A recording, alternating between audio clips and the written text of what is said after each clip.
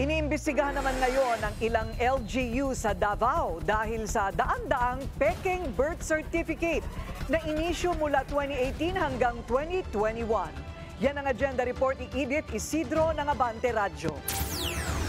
66 na mga kaso ang sinampa ng NBI Region 11 sa Ombudsman sa Mindanao laban sa mga opisyales ng Santa Cruz, Davao del Sur at ilang Chinese national kaugnay sa pagpapalabas ng higit 1,500 na mga peking birth certificates mula 2016 hanggang 2023.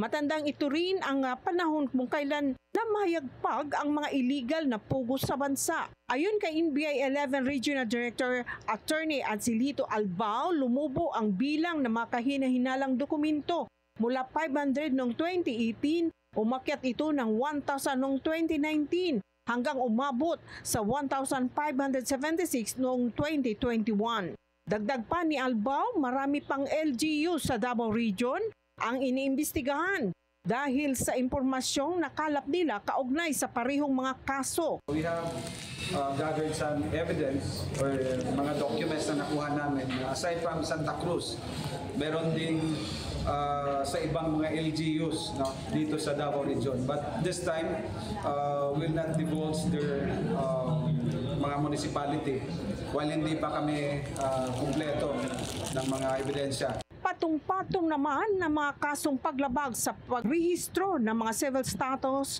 falsification of public documents, graft and corruption at perjury ang harapin ng mga respondents.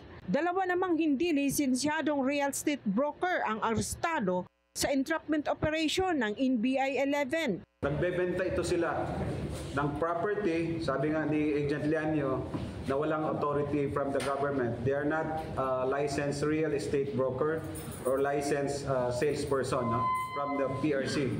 So hinuli natin for that violation Republic Act 9646 and STAPA or under Article 315 of the Revised Penal Code. Kwento naman ng mga biktima, abot sa 2 milyong peso ang natangay ng mga sospek. Payo ng mga otoridad, makipag-transaction lang sa mga lehitimong sales representative para hindi mabiktima ng mga scammer.